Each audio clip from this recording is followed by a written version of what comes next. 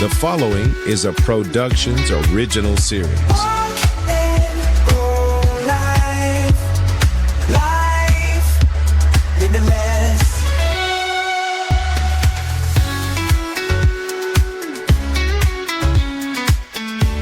Hello and welcome to Walk and Roll Live. I'm Doug Vincent, joined by Addie Rich. How you doing, Miss Addie? I'm doing. You're doing? I'm doing and happy to be here. Well, you're traveling. We're going to talk all about that. Our podcast is dedicated to amplifying the voices of the disability community. I'm a polio survivor, and you? I have cerebral palsy. Came in this package. Very good. From the get. Good package. How's your week? Oh, you traveled. Great. How was that? I traveled. That goes smoothly as could humanly happen?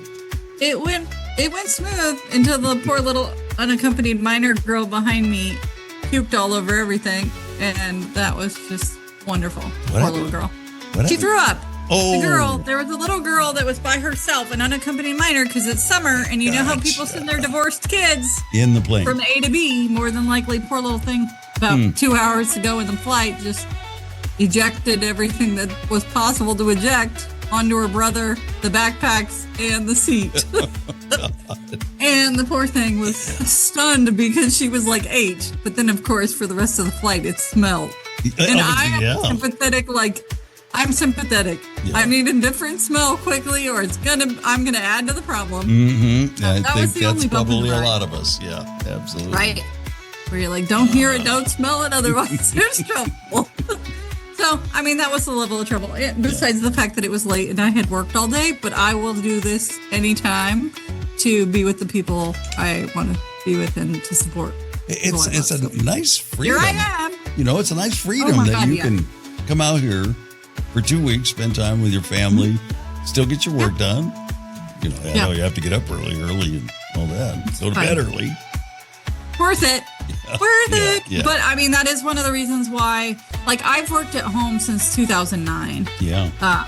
Pretty consistently. And so I always say, I wouldn't give it up because this is why. Yeah. Because as long as I'm in the U.S. and I can do the discipline thing to maintain my hours, I can be anywhere. Have you ever wondered or asked the company how much they save? I have not. Yeah. But I mean, when COVID hit and everybody went pretty virtual, you saw how many leases and things got left up after that was no longer a thing because it was, why are we spending $10,000 for this building? Yeah. But I think it takes a certain kind of person, right? You have to be disciplined in a different way because I have to say, okay, even if I'm sitting on my couch, I'm still at work. Yeah. Oh, yeah. And for a lot of people that... Well, no, you're not. You're not. You're supposed to be at your desk to be at work. Come on now. I know. You're supposed to be accessible at all times. Well, you know what that is honestly a downside, right? Is that your phone never turns off because you are... It's the same scenario no matter what. So there tends to be a lot, in former jobs, because my job right now is very no overtime and they're very respectful of boundaries. So if it's not your work hours, they won't call you. But other jobs and other crazy bosses, there was no respect. There was no boundaries. Yeah. And that's why they're not my boss anymore. Yeah. Well, I know, and I left the radio station long before COVID, but the people that I know that are still there, especially in sales, they used to have meetings every day and they'd get together for a meeting and they, berate them for not getting enough sales, blah, blah, blah, blah, blah. And then all of a sudden, boom, they're all working from home. And I don't even know if they still come in. I mean, talk about a lease. Their lease went from square footage wise from what they had to 1/8 of what they had now. Right. And, but the productivity from what they were telling me just shot up. Right. And I think they weren't wasting all this time in meetings, probably. Well, meetings and just farting around at the water cooler to see a friend and I might as well get it done instead of procrastinate it. But this is an upside I'm living. I'm living the upside right now. How was your week? It was a busy week and a great week. Was going to try to have lunch with Forrest, but then he had some things come up. Trying to go, our friend Forrest Kelly that sat in a few times Our with third us. wheel. Yeah. Our favorite third wheel. Yeah. He lives out in the Yucca Valley. And I've tried to get out there while it's still spring-like before it gets into summer and it gets into, the surface of hell, so. I was going to say, till it turns into hell. Yeah. So maybe this week I'll get out there. But had our rolling start board meeting, which was good. And guess who popped up and was going to join our board, perhaps? He had his first meeting. Eric Aguilar. Really? Yeah. So he came in, he's putting in his application, so he may be joining us there. We've got a few people dropping off, so we're needing board members. If you're in the sound of my voice and would like to be on the Rolling Start board, give me a holler. I'll sponsor you.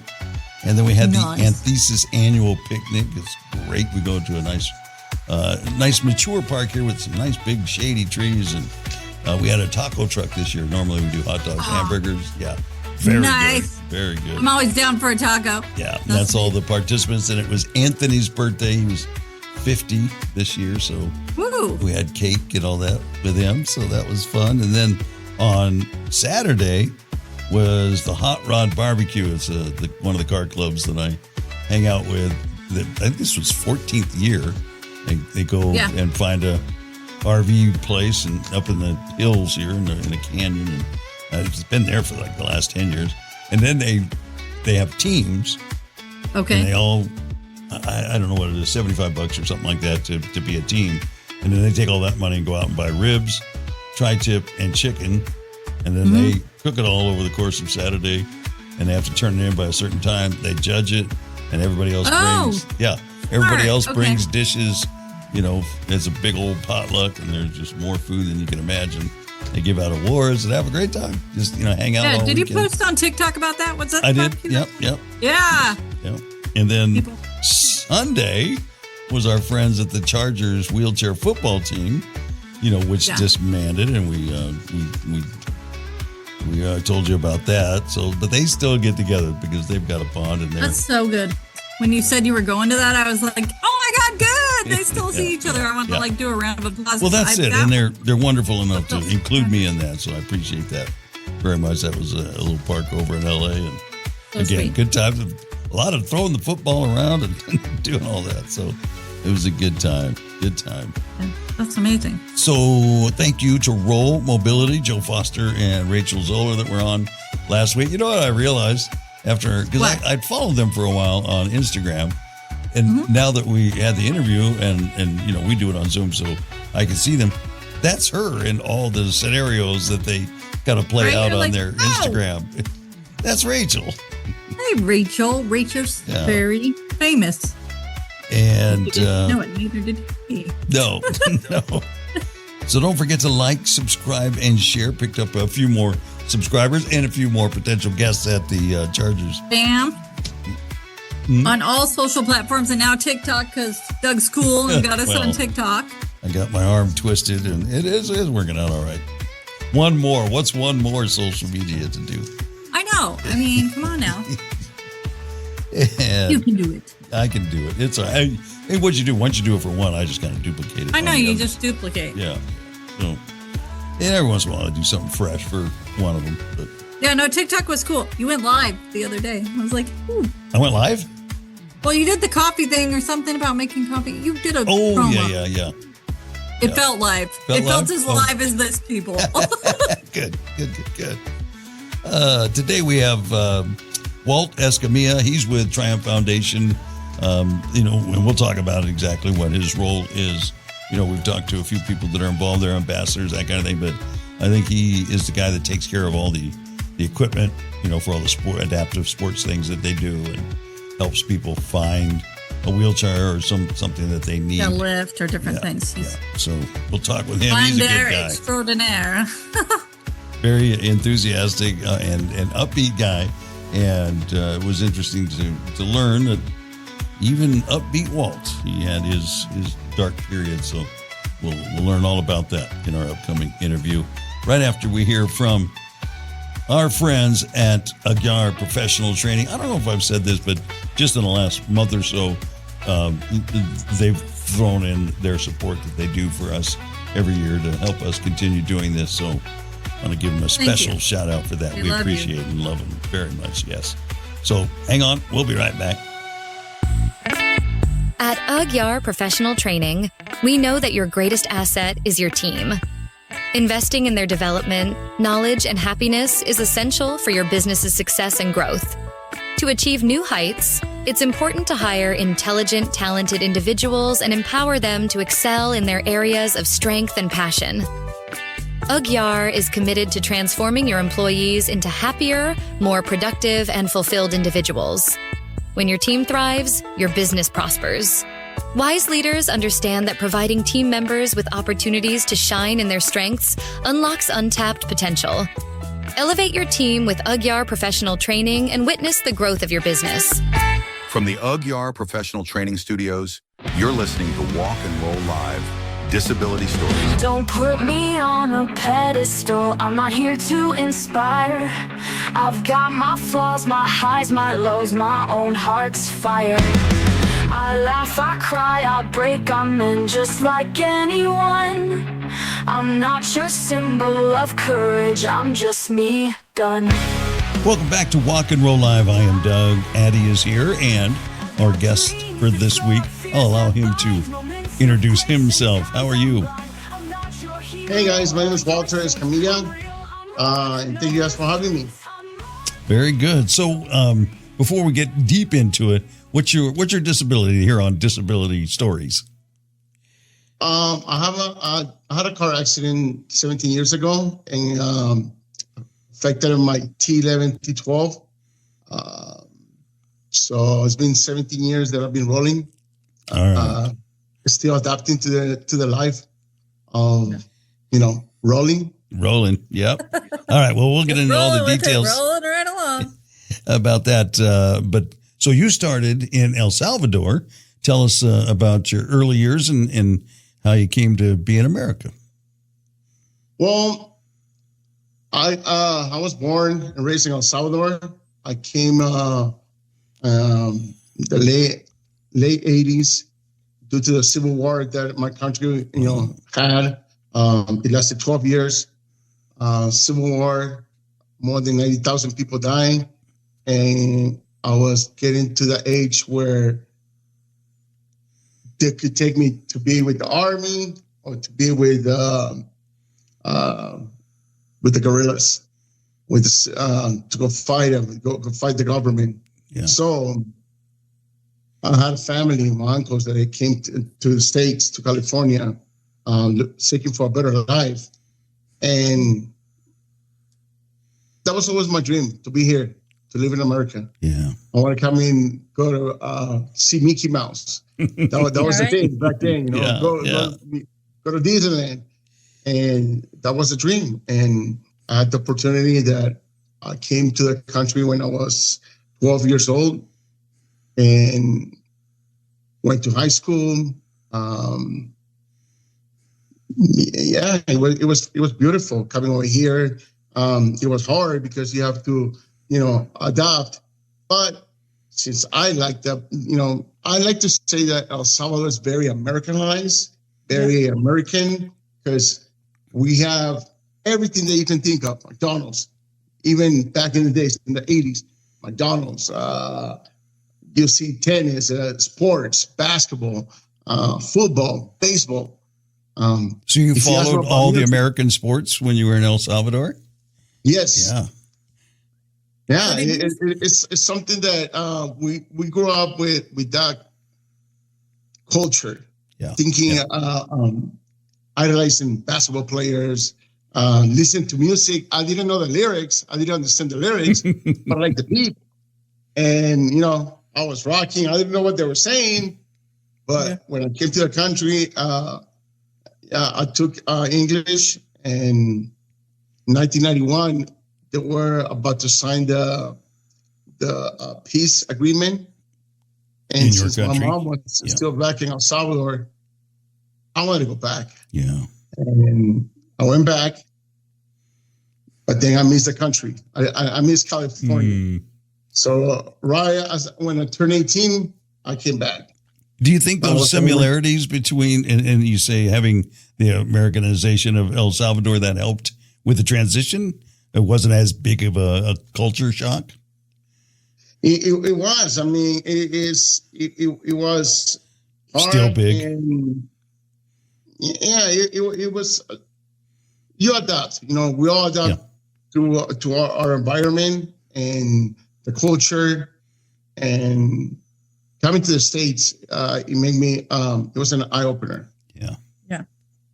Yeah. So my husband is from Argentina, and he came to the U.S. Well, he was born in the U.S. and lived here till he was 3, then brought to Argentina till he was 15. So he didn't speak English when he came back to America either. And I know he talks about like TV and music, and those are the things that taught him English, right? So I can imagine for you, it was difficult to pop up at 12 and then have to be like, you feel like you're on another planet, but you kind of know the planet because you've seen McDonald's, you've seen like basketball and all that, but you don't really know how to like integrate immediately and go to school. So I'm sure that was difficult to try and figure out English.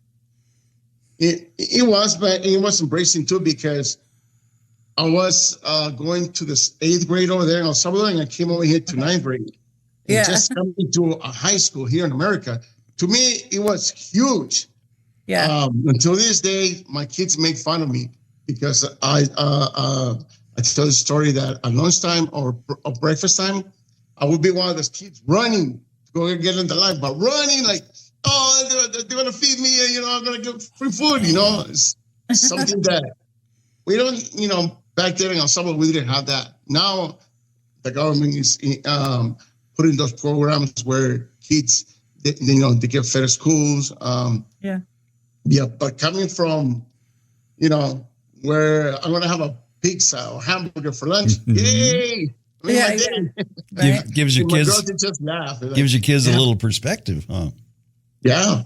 It is like Willy Wonka, right? America is the land of dreams. You get fed at school. Yeah. If you're born here, you don't know the difference. But if you've come from a different place, you have a lot more gratitude. I think the things we take for granted, right? So, I mean, that's tremendous. And to come at that time in your life, you're young and high school's hard anyways. And now, surprise. How were you accepted? Were you able to kind of assimilate to some degree fairly quickly, or were you the outsider for a long time? I guess because, here in LA, you have a lot of ethnicity groups. Mm-hmm. So I had met a lot of guys from El Salvador and Mexico, and we all came together, and you learn different cultures. And I like to say that I used to get along with everybody. It was good. Everybody embraced each other and share stories. And, when you're in high school, you just go to school. After school, go play basketball. Yeah. And the weekend, go to work with with my uncles. It was a good time. Yeah. So, I've just met you in the last probably 6-8 months, and, you're a very outgoing guy. So do you feel like that was you back then, or did coming here and being thrust into this situation and having to make friends, that came out in you? I think that was my personality. Personality. Always try to be outgoing. Meeting new people. Getting to know all the cultures. I think that's my personality. Yeah. So that was an asset. I think so. Yeah. I liked it. Yeah. I don't see it like that, but Well, when you're young, you don't know, right? But you've never been different, so it is you. But you don't see the difference of how hard it would be, maybe if you weren't. Yeah. If you were just like, I'm going to go stand in this little box, and I'm just going to stand by the wall, not understand what's going on. So awesome. I'm not going to do all the math because I'm terrible at math. So how old were you when you had your accident? I was 33. Like I told you, I came back in 1993 when I was 18. And I came with the mindset of accomplish to get the American dream. Yeah. To come to work. I did. I got the American dream. I think I was stable. I had a good job. I was married. God bless us with twins. I have 2 19-year-olds before my accident. And nice.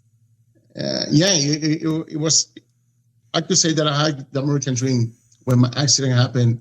And that's the one thing that when that happened, I asked myself, why me? Yeah. Yeah. Why? I mean, I worked hard. I could tell you that I only had 4 jobs throughout my whole life. Yeah. You know, because I like to work. Yeah. So you worked hard, kept those like jobs. Work, and we come to work. We come to accomplish things, help our families. My mom and my brother, they were still in El Salvador. Yeah. My brother, after I came on the 90s, he came to the States on 2000. Okay. And yeah, it was difficult, but I asked myself, why me? Why did this happen to me? You know, I feel like I was on top of the world. But then again, somebody said, why not you? Yeah. Why not you? You know, why not? So, now you probably do a lot of mentoring, peer support, and you probably see that process play out in a lot of people. And as we tell and hear these stories on Walk and Roll Live, we get the youngsters, we've gotten older people, and each age kind of has a different dynamic. Sometimes it's the kids who they haven't started pursuing that dream yet. Yeah. But they think it's all snatched away. I'm never going to get married, never going to have kids, never going to have a career. Then they learn through all the programs and services out there that those things are possible. But you're a different perspective, I think, than we've had very often here, that you're well into your life. You're well into getting that American dream. So how was that, making that transition? Well, after the accident, for 2 years, and this is what I tell, a lot of the patients, not to do what Walter did. I wasted 2 years of my life after my accident because it was a big change. It was hard to adapt and not to see the resources that we had, and sadly, Doug, in our community, Hispanic culture, they think that if you're in a wheelchair, you're useless. Yeah. And it is so sad because a lot of us, we still, they see it, we still see it like that. Yeah. We've run into that story a number of times, Walt. Yes. Yeah. Where we have to see the blessing that we live in this country. We live in America. Yeah. And we have resources. We have ADA rights. We have accessibility. We have the tools to become to better ourselves, to adapt. But sadly, in our community, they don't see it, or we just think, I'm going to be useless. I'm going to be in a wheelchair. I have no purpose, and that was me after my accident. And I think that's what I like how Andrew Skinner puts it when we go to the hospitals, that rehab starts when you go home. Yeah. Because that's when reality hits you. When you're in the hospital, you're comfortable, everything accessible. You even do laundry. They teach you how to do laundry, because they want to get you prepared. But when you get home, that's when you go home, that's when you find out, hey, I have that little threshold that I cannot go over with my wheelchair. Or I cannot fit in the bathroom. I have to maneuver, all those things. And I think it's a grieving process where I was very sad, depressed. And one thing I'm grateful for is the social network. Yeah. Social network, online, social media, because I used to see guys in wheelchairs living their life. And I will ask myself, why are they so happy? And I'm so miserable. Look at that guy. Look at him smiling, and he's in a wheelchair. This sucks. And sadly, it took me 2 years to to realize it. So, That, do you feel like that was still kind out of, of was that on your own, kind of? You didn't have any other kind of peer support, but just being on social media and seeing other people living their lives gave you that hope? Yes. Right? Seeing other people. Yeah. Because when I did the rehab, once I went home, I you're got on stuck your with own. everybody. And I called one of the peer mentors, and it was sad, but I think I was going on the process of everybody's against me. Yeah. And not knowing that, it wasn't like that. One of my friends, we're still good friends, but at the time she had a platform called Wings, and you needed support. I called her in the middle of the night. She picked up the call. And say, hey, I'm so depressed. Can I talk to you? My family don't understand me. They don't know what I'm going through. And I hope you do. And she did listen to me. And I tell her, thank you for listening to me. Sometimes that's all we need. Somebody they can listen to us. Yeah. Yeah. And I've heard a number of times from, people, especially people that are as far along as you, and they're asked for their advice, and they say, get connected with the community. Correct. That's the first thing that you should do. Yeah.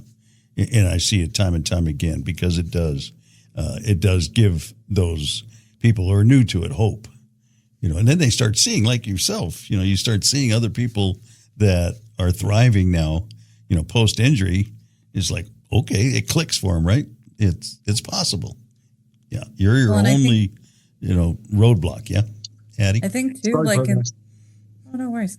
I think too, like if you think about it, when you have something catastrophic, like we don't know any different because we've always been us. Like I always have had CP, but when anything that's crazy, it kind of throws you into a natural introverted state, right? Like you almost want to ball up like a baby and just hold for the next disaster, right? And so finding community is not natural per se.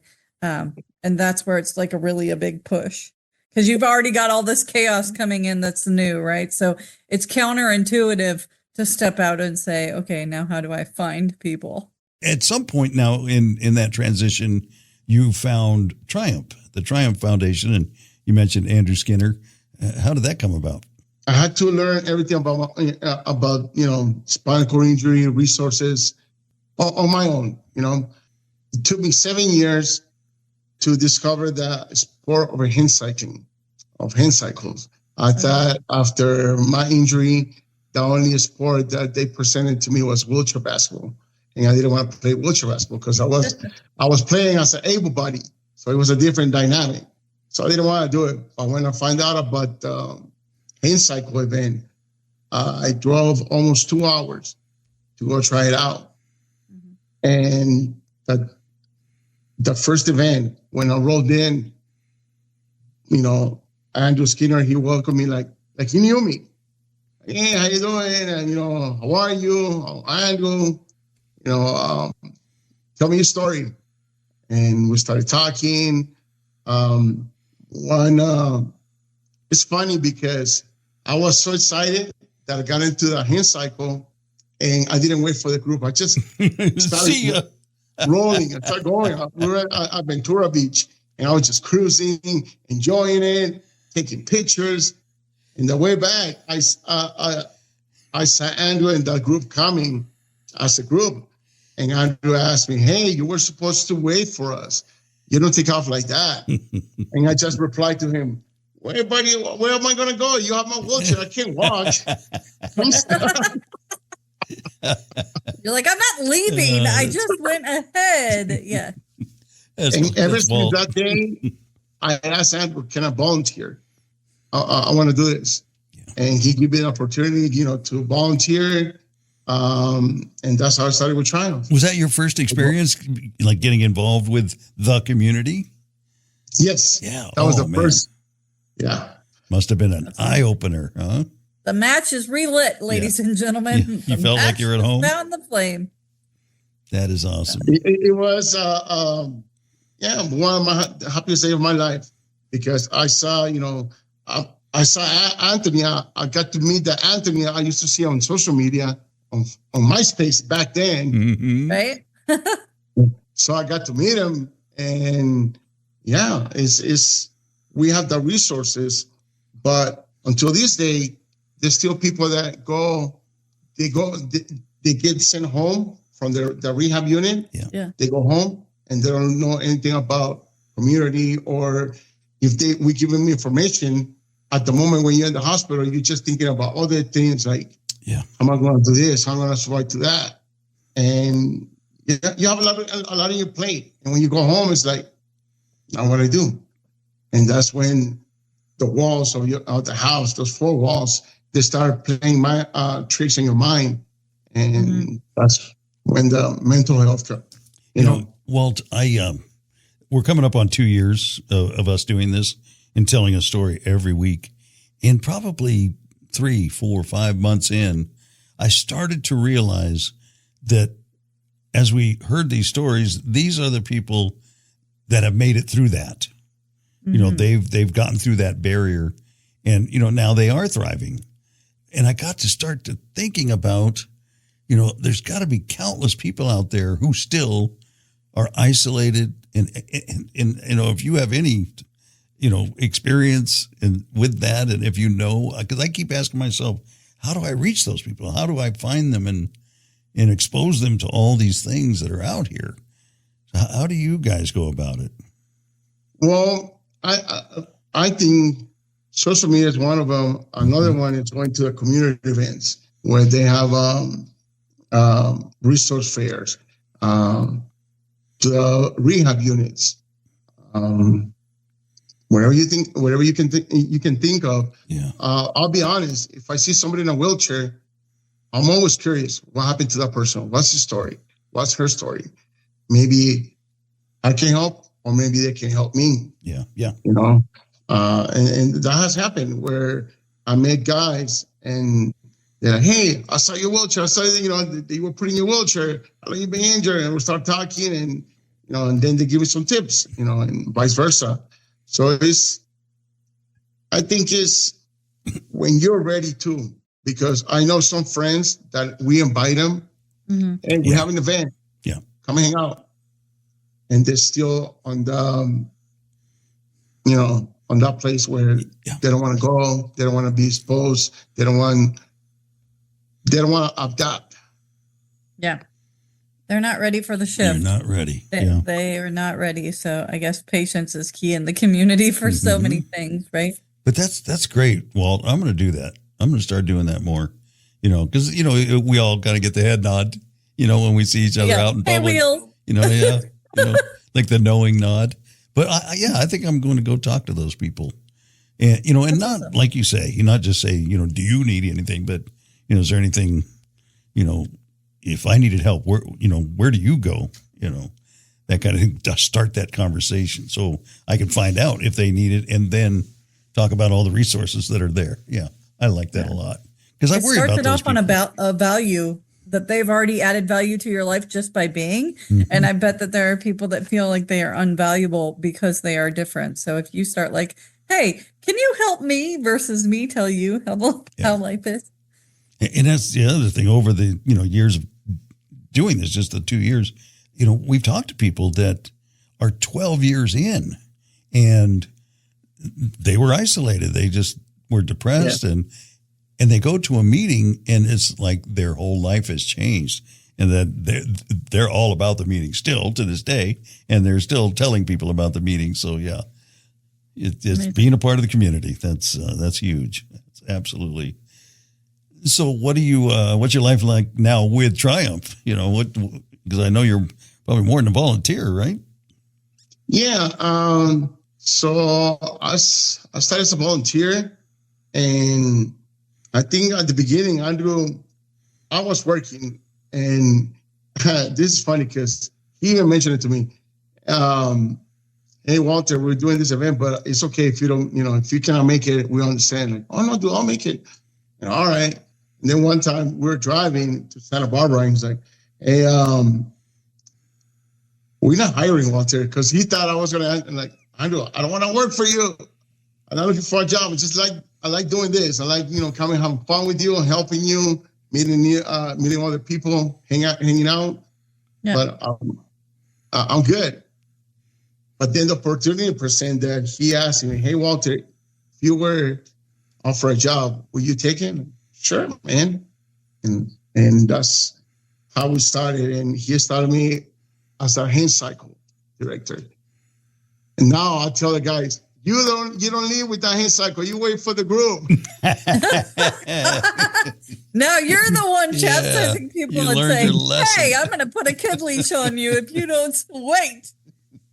And that's the part of the job that I love, when I see somebody's face that gets to a hand cycle event, gets to ride the bike for the first time. Yeah. And sees the experience, and they feel alive again. They feel alive. They feel like, man, this is so cool. If 10 people complain, but one person goes home happy and can stop talking about the event, hey, I did my job. Yeah, success. Yeah. Absolutely. Yeah, for real. Yeah, I've seen some of those transformations. It's amazing. I remember going to a rugby, just to practice a game open. And this kid comes, his mom brings him in. He's maybe 18, and he's very early, post-injury. And you could just say body language, everything. You could tell he was dragged there by his mom and didn't want to be there. After he played rugby, we got him in a chair and he played a little rugby. And you wouldn't recognize him. He was like an entirely different person. The light bulb went off on that guy. So it was awesome. Yeah. That's the beauty about the events. Sport. Yeah. It's not just about. It's not this. This is what I tell guys, or the people I meet. Come and hang out. You don't have to do the sport. You don't have to. But just come and socialize. Come and hang out. Yeah. Come and hang out. Get out of the house. It's free. Join us. Yeah. Yeah. You see your brothers and sisters. And like I say, it's that immediate connection. So, we got the opportunity. I know we've done a couple episodes with Andrew, and he's, explained everything about Triumph. But, maybe you can kind of do a little piece about what Triumph does and all that. They're very active in Southern California. Well, Triumph, I think, how I see it is one of the organizations that helps give them the community resources, getting them back to getting back in the community. When we meet them in the hospital, I'll give you one story. Last week, this guy got out of the hospital. Andrew gave him a backpack when he was in rehab. He went to the resources. He saw hand controls. He went online, bought them, came to the shop after 2 days of being discharged from the hospital, came to pick up a wheelchair learner. And that's one thing I love, that's part of my job as well, fixing wheelchairs, equipment, and we give them back to the community. Because when I got injured, it took me 2 years to get my proper wheelchair. I was almost 2 years with the hospital chair. Oh man. Which is insane. It set me back mentally, physically, and it was just, I was asking myself, when can I get a break? When can I need a break. If I'm not going to walk, at least I need the right equipment. And that's is that the system, Walt? Is that the system that took that long? Yes. Insurance, how to navigate it. They were, and of course, because I was in that place where I thought everybody was against me, my response was different. I would get angry. Not call, not like today, where we tell them, there's no better advocate than yourself. You tell them what you need, how you need it, and you need it as soon as possible. Yeah. And that's one thing that Triumph offers. Yeah. Refers, we restore equipment, wheelchairs, and that guy, he looked happy already. Like, hey man, I know I'm not gonna walk, but I'm already driving. I feel independent. He feels like himself. Yeah. Yeah. And that's one thing that I like to say, that triumph gets get them out of where they are, to a better place, where they see that they can triumph over their disability. Yeah. Amazing. So amazing. So you're, an advocate for our community. You're a husband, a father. How do you balance all those things? Well, it's like everything else, you got to make time. Like today, I got to take my daughter. We're going to the bed. I need to take her. That's why I didn't go to work. But tomorrow I got to go back to work. Wife, she's amazing. She understands me, and I'm very blessed right now. I'm blessed because after I saw the light on the community, I saw the light that I still had a purpose, that I'm not disabled, that we just do things differently, and we have the resources. That's one thing I always say. We live in America. You can go anywhere. You can do whatever you want, especially if it's free. That's my joke. Everything that we do is free. So come out. That's what I do. If it's free, I'm there. Right, Doug? Yeah. Free is for me. That's what they say, right? Well, and you say all those things, and that comes from a place of experience, so that, has that extra weight. Absolutely. So there's a nickname that you have. Are you familiar with that? He's like, give me that look. What are you talking about? I just heard the resident rock star. Have you heard that? A resident rock star? No, I never heard it. Yeah, just for everything that you do. So I was just wondering if you knew how that came about. So you haven't even heard it. I guess I let the secret out of the bag. Yeah, he pumps up the crowd and spins many plates without, making it look hard. It makes sense, yeah, because like I say, I just met him 6-8 months ago, and I feel like I've known him my whole life. He's always upbeat, enthusiastic. Do you have some downtimes? I do. Yeah, I do. What do you do for yourself to get through those? Yeah, and that's what I tell when we meet people in the rehabs, that is good when you give yourself sometimes, because sometimes I want to get up. My mind is telling me, Walter, you need to get up. You need to go and do this. But my body's telling me, no, not today. Yeah. You need to listen. And I still happens to me when my wife, she asked me, hey, babe, you want to get up? No, babe. Okay. Then she comes out, check on me. Do you want anything to eat? I'll get up right now. Okay, cool. Yeah. And she lets me be. Same thing with her. If I see that she needs her space, give her space. And then we come together, and in my case, I tell her, hey, babe, I'm sorry I was doing this. I felt, this what happened. It triggered something on me, and just want to be, left alone for a little bit. Yeah. And I think in my case, I see it that is, sometimes I need it. Yeah. Sometimes I need it, sometimes I need it. But then I count the blessings that, I'm still in the sense that if I'm down, I'm going to get up and I'm going to roll through it. Yeah. And that's what I tell them, the newly injured patients. Just give yourself some time. Don't stay in the party too long, and know that when you're ready, you can do anything you want. And look at your wheelchair not as I see it as a tool. My wheelchair is my best friend, my independency. I love my wheelchair. I used to hate it for 2 years. I hated it. Mm-hmm. But then one morning, I looked at it and I was like, man, I'm blessed. Can get up, go make some coffee, get in my car, and go out. Pick out my kids from school, and just to live life. And all the opportunities that we have, all the events, all the everything, all it takes is for you to make the decision, I'm going. And that could change your life. Meet awesome friends, like Doug when I met him over there at Richard House. Mm-hmm. Well, you know, I'm sure after you got through those 2 years and you start to kind of take stock in your life, you know, you're alive. That right? That's on the list. You know, you've got a wife, you've got beautiful kids, you've got a job, and you know all this work that you're doing with Triumph. That wheelchair, is your friend now because it's perspective.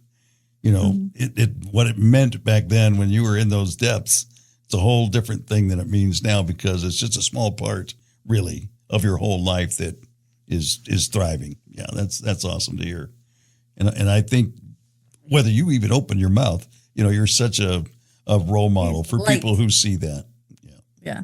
Hey, thank you guys. I try to be the best version of me, and I think that the accident it humbled me, you know, and I see those blessings that I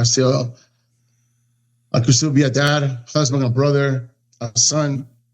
I still go visit my mom every year. I fly to El Salvador and go see her. I take her places. I do take her out. I spoil her. And my kids, they see it too. And this is a joke. This is a new joke, Doug, that when I'm getting out of my car, people, you know, are very nice. Coming asking, sir, do you need help? And I always reply, yes, I need $2,000 to pay my mortgage. No, that kind of help. Well, I got this, but if you want to help me, sure. Yeah. Because like I'm defining the help. You asked if I needed help. You did not say what kind of help. Because I still got the American dream, pay mortgage and taxes. That's the dream, right? Yep. That doesn't discriminate. Dream, we don't know, right? But yeah, you're here to be obligated to those things. So that's a blessing. Yeah, that's one of the things that it's the level playing field when it comes to that. You know, mortgage and taxes and all that. They don't discriminate. You need to pay them just like anybody else. Correct. Yeah. Right. And I think going back to you saying, you know, you have days when you just don't want to get going. I fully understand that. And I think it's good that you take a pause because I think you'll be in the game and you'll be, you know, a benefit to people much longer if you don't totally burn out. So, yeah, it's just a short term because I know you're going to get back out there. So that is awesome. It's awesome.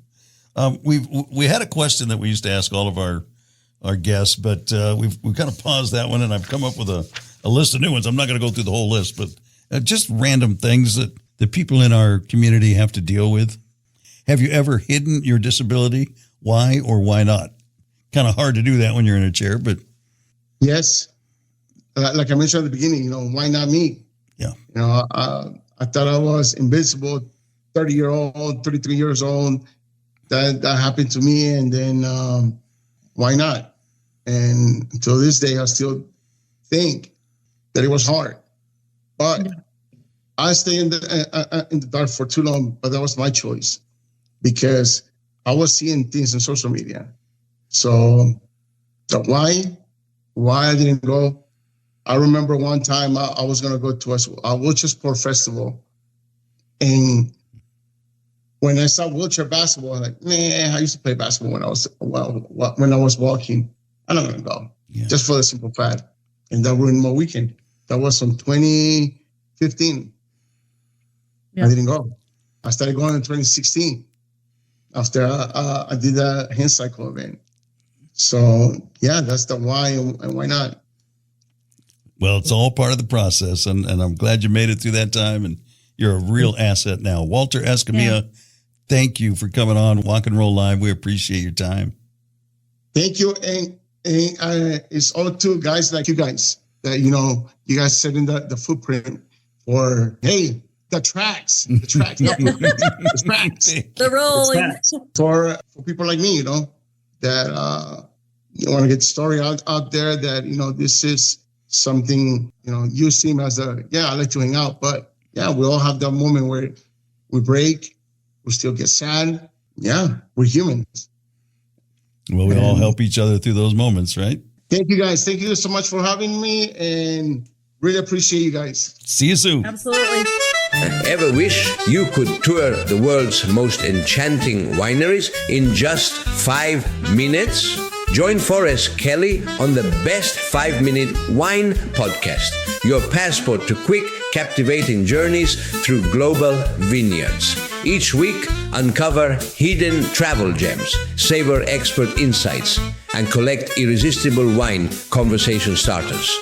All in the time it takes to enjoy a glass. Named one of Wealth Magazine's best travel podcasts, it's the perfect pairing for your busy life.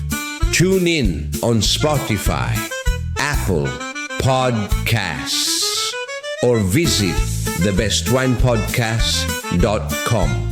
The Best 5-Minute Wine Podcast. Sip-sized stories, full-bodied flavor.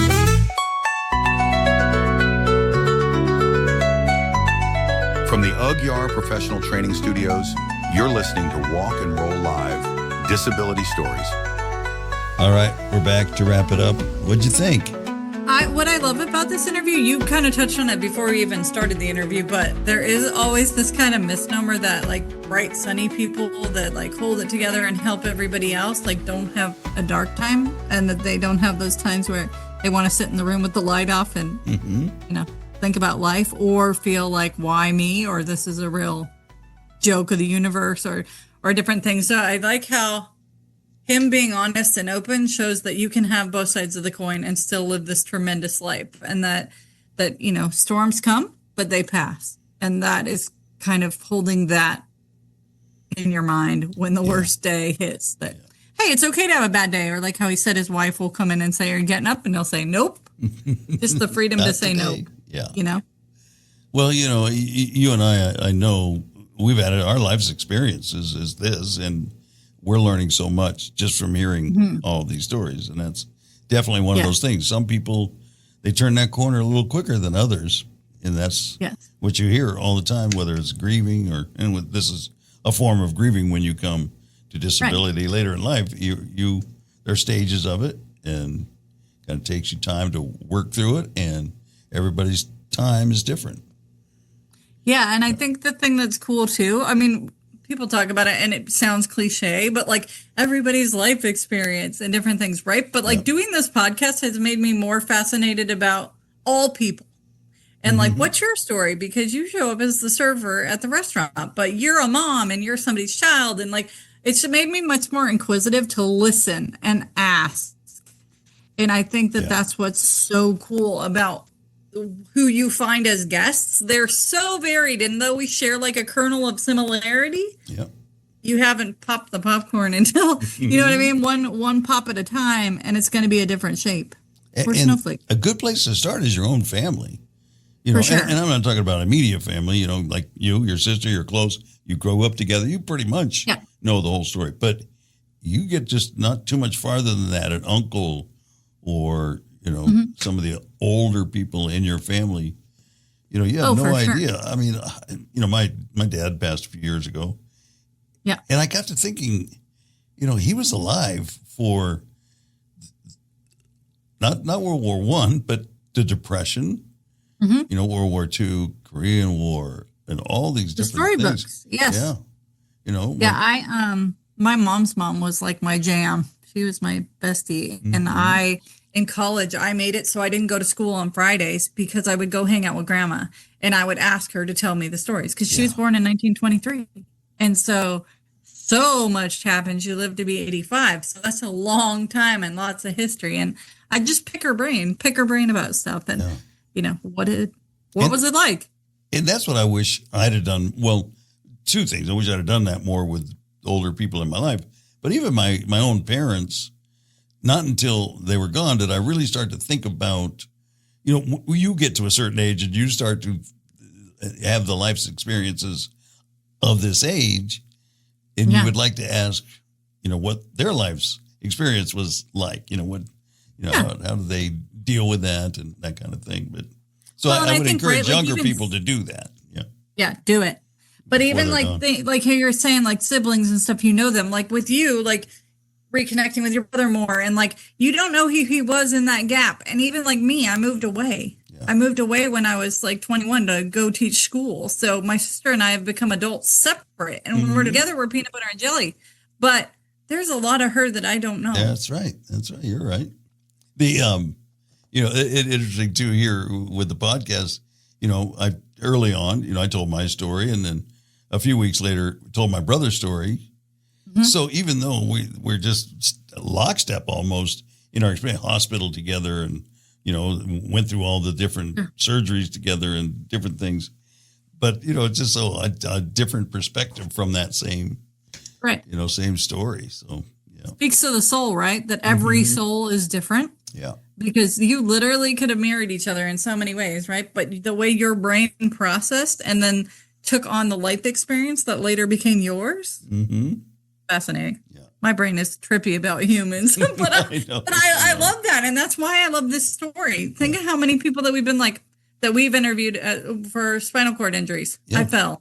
I did this. I was on this. Or there's similar, we could probably pinpoint some very common occurrences, right? But everybody's different. And in fairly large ways different, too. Yeah, it's pretty amazing. All right. Enough of our philosophizing. All right. We're going to let you go for this week. Coming up next week, we have... I'm not sure exactly. Oh, no. We have Cat Paz. Stupid. My brain is trying to process it all in the order we do these things. Yeah, coming up next week, we have an author, Cat Paz, and that's in my mind, that's what her name was, but she straightened us out. Cat Paz. Mm-hmm. I just realized at first I'm thinking like she said pause, Pause, but cat paws. Little kitty paws. That's why she said, I'm not a cat. Yeah, I got it. All right. Took me a while. That's Doug. Doug's a little slow on the uptake sometimes. All righty. Well, good week. Good to have you here in the state. Right. Good to be here. Hopefully I'll be able to get up there and see you. I know. I hope so. I'll try. I'll definitely try. All right. Thank you for listening. I'm your host, Doug Vincent, along with Addie Rich from the Aguiar Professional Training Studio. This has been Walk and Roll Live.